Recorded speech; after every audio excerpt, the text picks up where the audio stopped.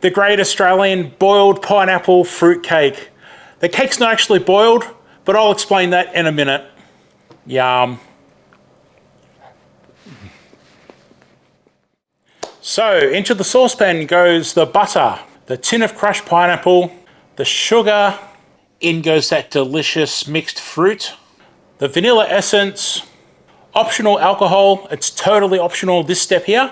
Please leave it out if you don't like to do it.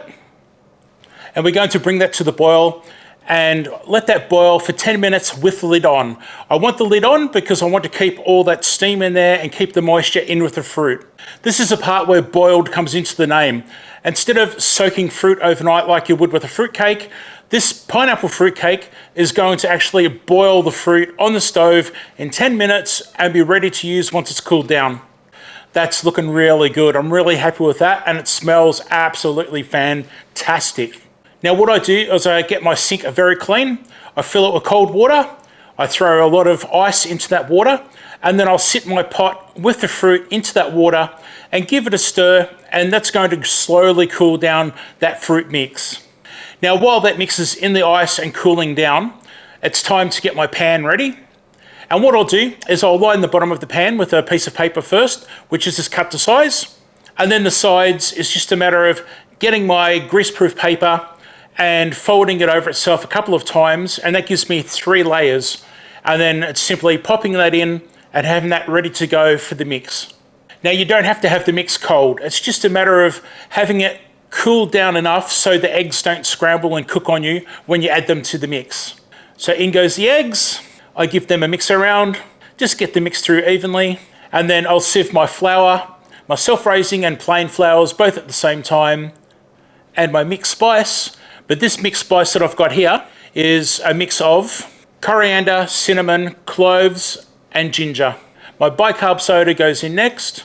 Now the dry ingredients are all in there together. It's just a matter of mixing it all with a spoon, getting it through nice and evenly, and making a nice batter, a nice cake mix to go into that pan. That's looking fantastic, smelling great.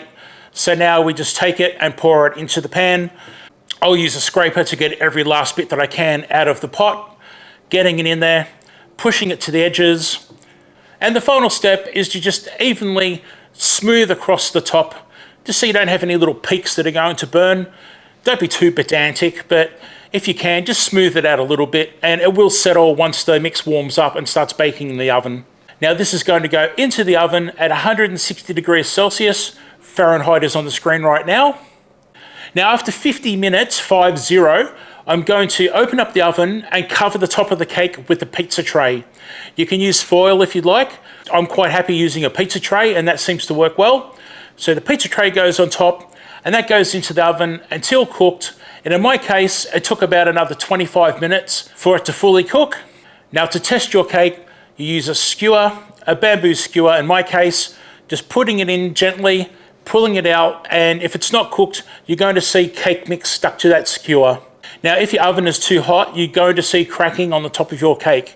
And if you look at my cake here, I accidentally put my oven onto 175 instead of 160, and it was too hot and it started to crack.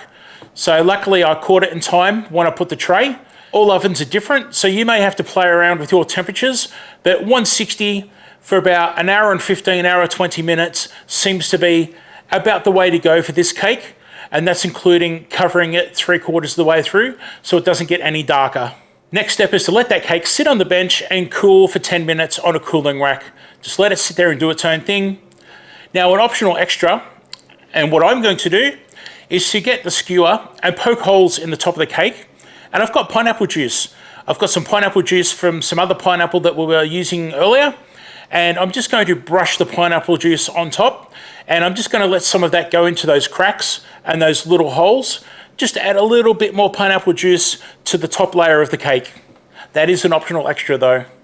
Once the cake's cooled down, it's ready to slice and to eat, and I'm telling you, this is so moist. It's so good. If you look closely, you can see the crushed pineapple through the cake, and that fruit that was boiled on the stove is moist. You can see how moist it is. It's unreal. And the actual cake itself is retaining some of that moisture that was in there from all the liquids. When it comes to storing the cake, an airtight container into the fridge, and I find it lasts for a week easily once sliced. If you haven't sliced it, I have had it last a bit over a week and it's been fine when I've sliced it then. But really, who's going to make a cake and leave it sitting in the fridge for over a week when it's this nice? Yum. But this really is a good cake to have with tea or coffee any time of year. I just can't recommend it enough. It is so good. I really recommend that you check out my Aussie no-bake chocolate ripple cake. It's on the screen right now.